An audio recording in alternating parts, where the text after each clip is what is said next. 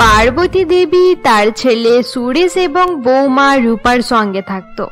সুরেশের বিয়ে হয়ে 10 মাস হয়েছিল এবং তারা সুখে সংসার করছিল।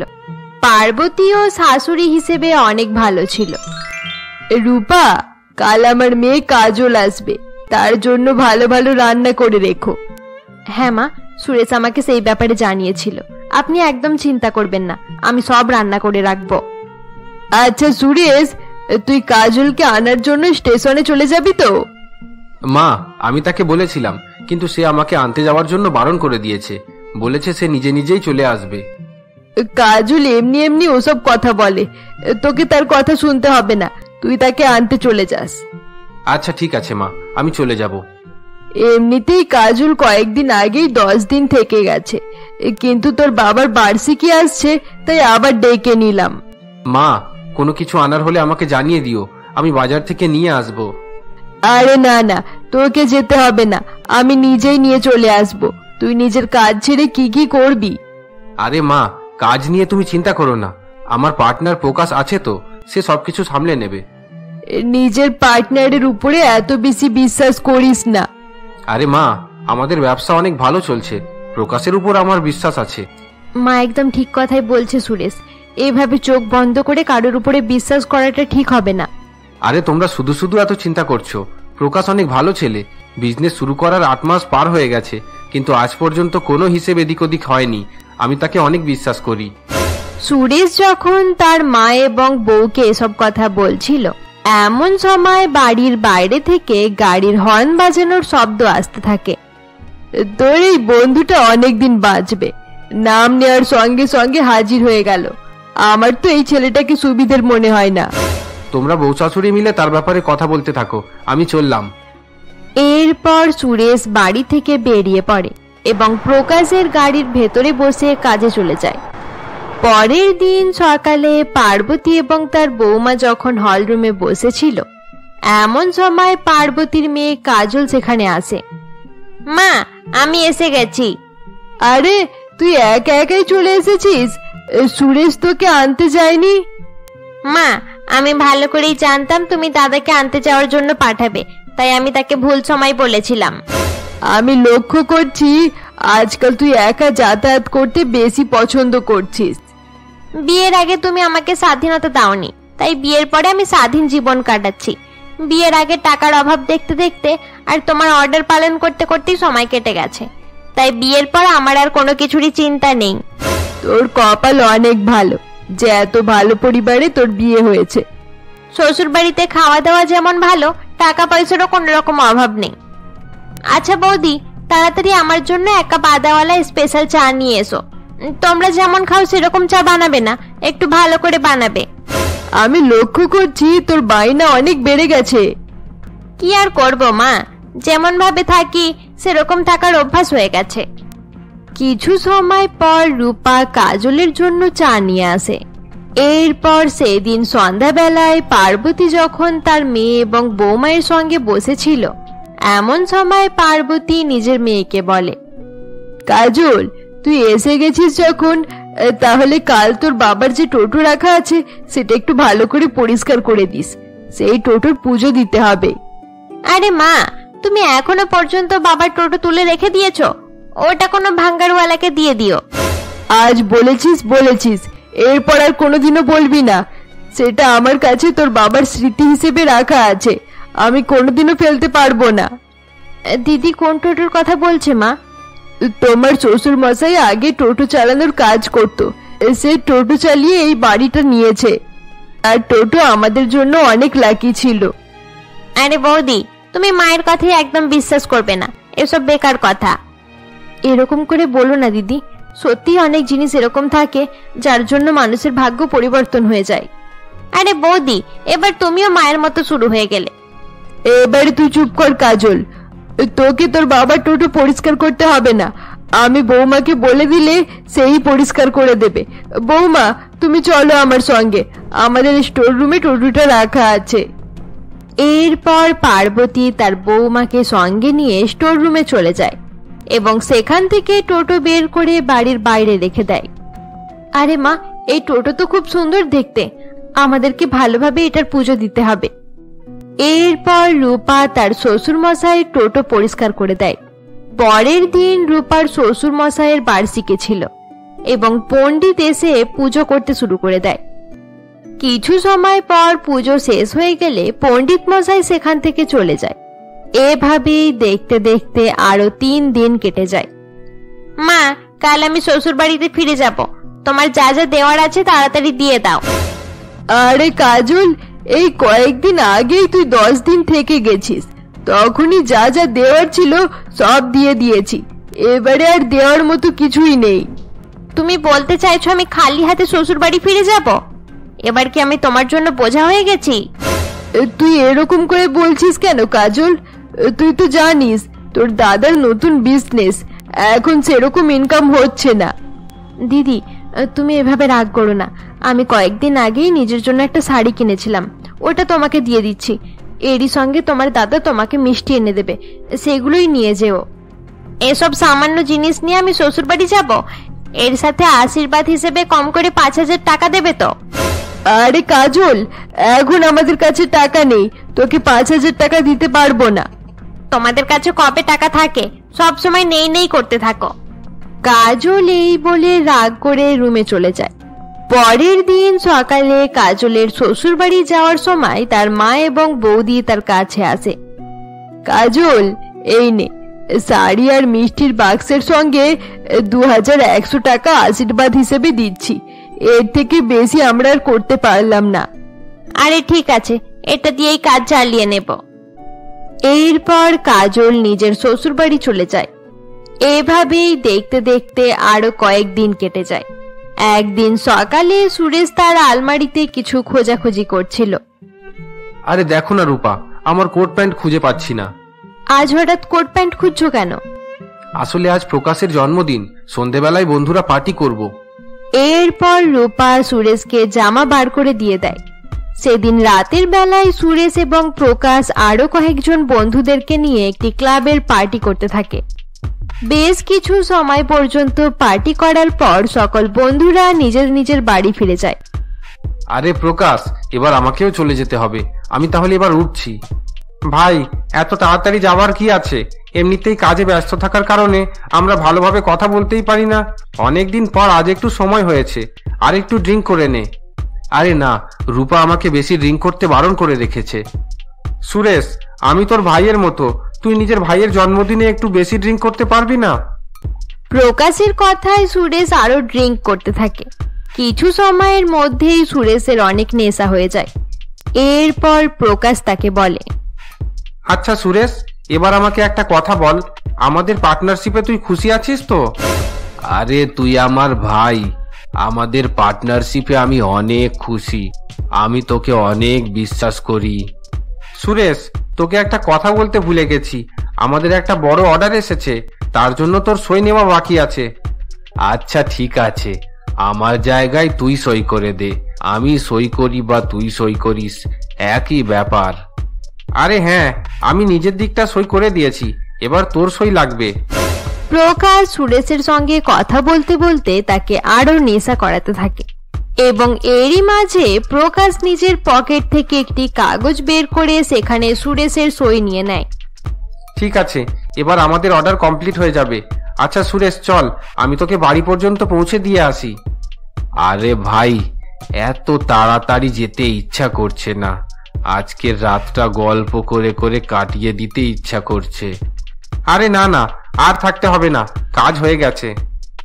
প্রকাশ এই বলে সুরেশকে জোর করে সেখান থেকে নিয়ে যায় এবং তার গাড়ি করে বাড়িতে পৌঁছে দিয়ে আসে। আরে বৌদি, আমি সুরেশকে অনেক বারণ করেছিলাম, কিন্তু সুরেশ জোর করে অতিরিক্ত ড্রিঙ্ক করে ফেলেছে। আচ্ছা ঠিক আছে, এবার আমি যাই, তোমরা সুরেশের খেয়াল রেখো। রূপা এবং তার শাশুড়ি সুরেশের এরকম অবস্থা দেখে প্রচন্ড রেগে যায়। পরের দিন সকালে যখন তার নেশা কাটে এমন সময় তারা সুরেশের কাছে যায়। সুরেশ, তুই এত বেশি ড্রিঙ্ক করেছিলিস কেন? কাল রাতে তুই দাঁড়াতেও পারছিলিস না। আরে মা, সব বন্ধুরা একসঙ্গে ছিলাম, তাই কথা বলতে বলতে একটু বেশি ড্রিঙ্ক হয়ে গেল। যারা বেশি নেশা করে তারা কোনোদিনও উন্নতি করতে পারে না, এভাবেই চলতে থাকলে সবকিছু শেষ হয়ে যাবে। এরপর থেকে আর কোনোদিন হবে না, ঠিক আছে মা, এবার আমি কাজে যাচ্ছি। সুরেশ এই বলে বাড়ি থেকে বেরিয়ে পড়ে এবং কিছু সময় পর নিজের অফিসে পৌঁছায়। সুরেশ অফিসের ভেতরে ঢুকতে যাচ্ছিল, এমন সময় প্রকাশ তাকে আটকায়। আরে কি হলো, তুমি কোথায় যাচ্ছ? আরে প্রকাশ, কাজ করতে হবে না? কাজ না করলে উন্নতি হবে কি করে?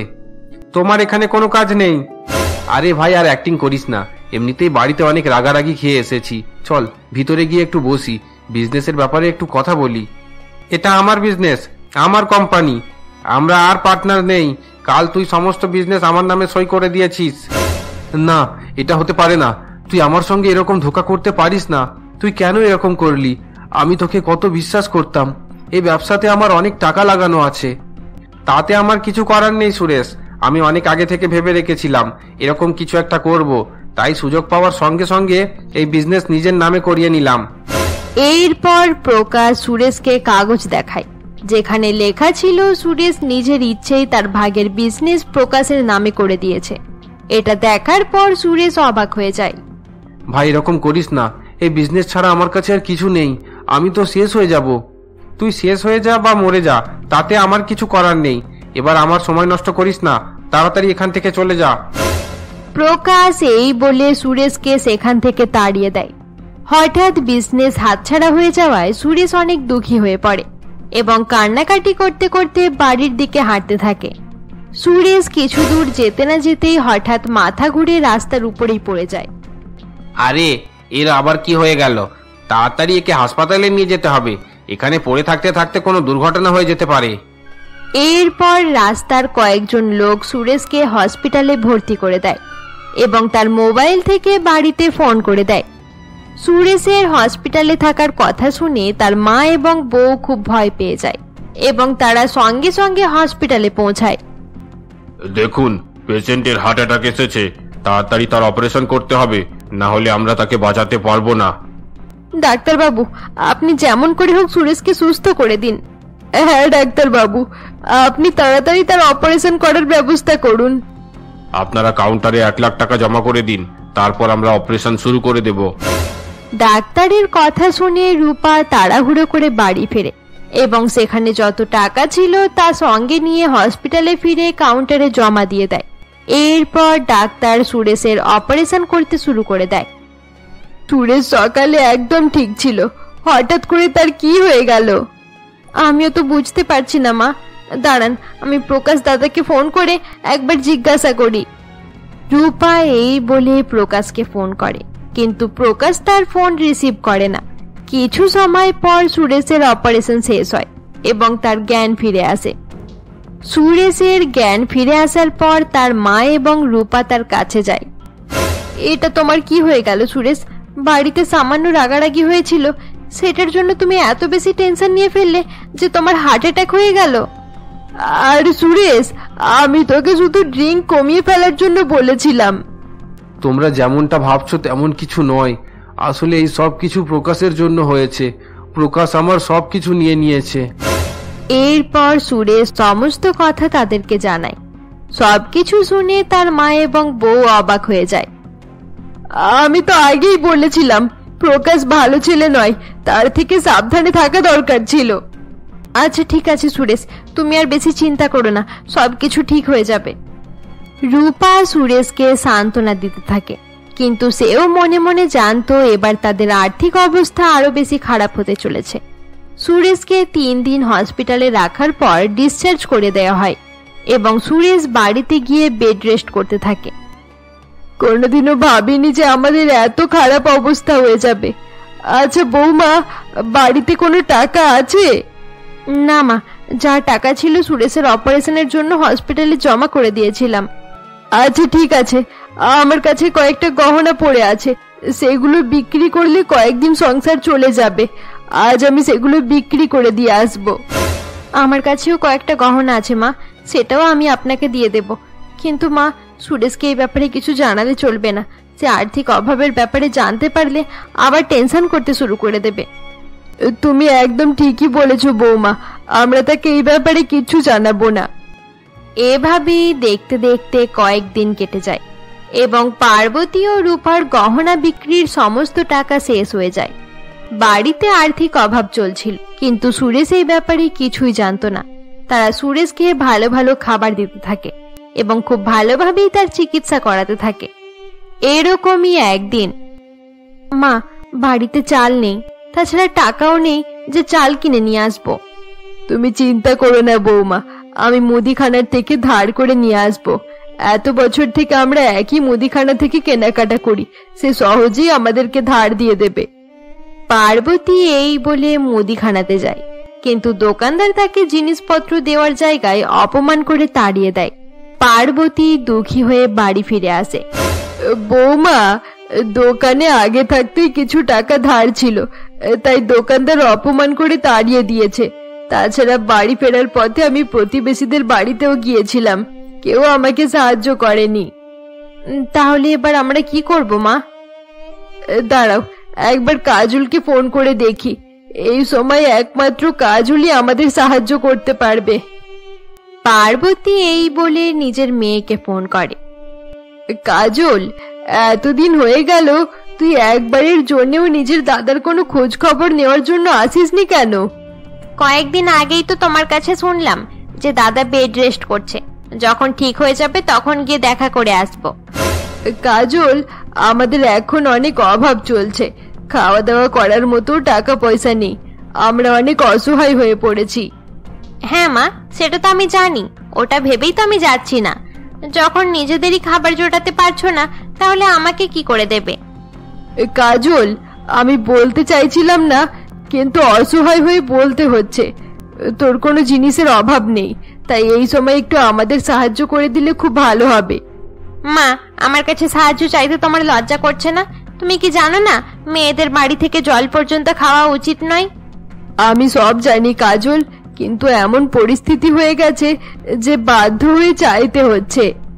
ওসব কিছু আমি জানি না মা, এবার থেকে কোনো কিছু চাওয়ার হলে আমাকে আর ফোন করবে না। কাজল এই বলে ফোন কেটে দেয়। কাজলের এরকম ব্যবহার দেখে পার্বতীর চোখ জলে ভরে আসে। মা, এভাবে দুঃখ পাবেন না, খারাপ সময় তো বোঝা যায় কে আপন আর কে পর। তুমি একদম ঠিকই বলেছ বৌমা, আমার নিজের মেয়ে পর্যন্ত এই সময় আমার সাহায্য করতে রাজি হলো না। মা, আমার মাথায় একটা বুদ্ধি এসেছে। বাবার যে টোটো রাখা আছে, আমি আজ থেকে সেই টোটো চালানো শুরু করব। এটা তুমি কি বলছো বৌমা?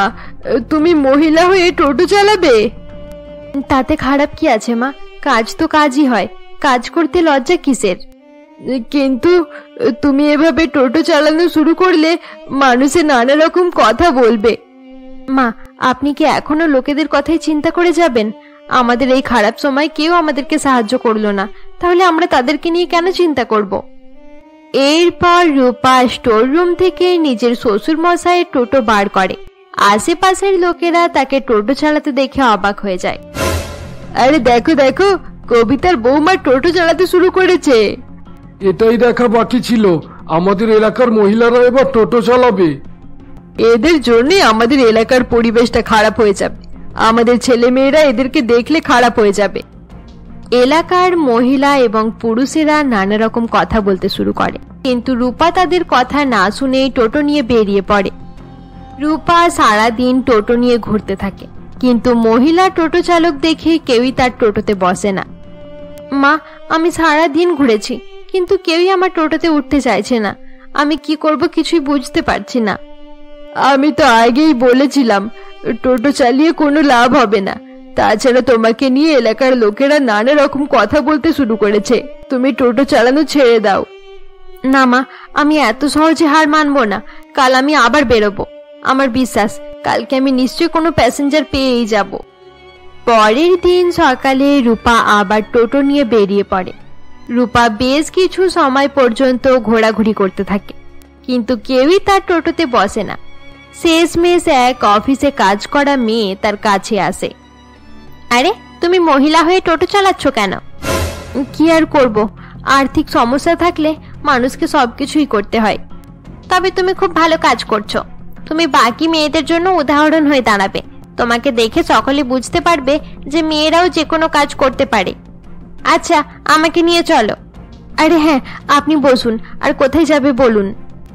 এরপর মেয়েটি রূপার টোটোতে বসে পড়ে এবং রূপা খুব ভালোভাবেই তাকে বাড়ি পর্যন্ত পৌঁছে দেয়। আরে বাহ, তুমি খুব ভালো টোটো চালাতে পারো। ধন্যবাদ মেম সাহেব, আপনি আমার প্রথম কাস্টমার। এর আগে কেউ আমার টোটোতে বসেনি। আরে এতে ধন্যবাদের কি আছে? তুমি পরিশ্রম করেছো তাই টাকা পাচ্ছ, এটা তোমার প্রাপ্য টাকা।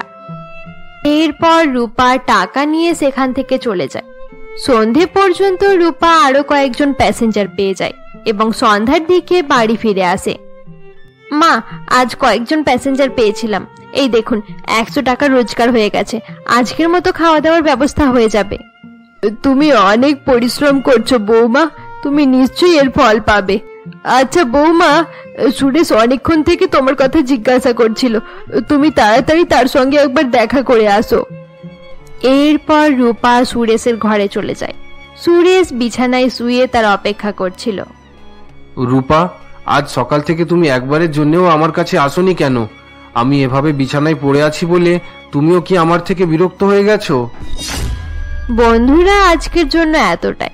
গল্পের পরবর্তী পর্ব দেখতে আমাদের চ্যানেলকে সাবস্ক্রাইব করতে ভুলবে না। আর গল্পটি ভালো লেগে থাকলে অবশ্যই লাইক, কমেন্ট আর শেয়ার করে দিও।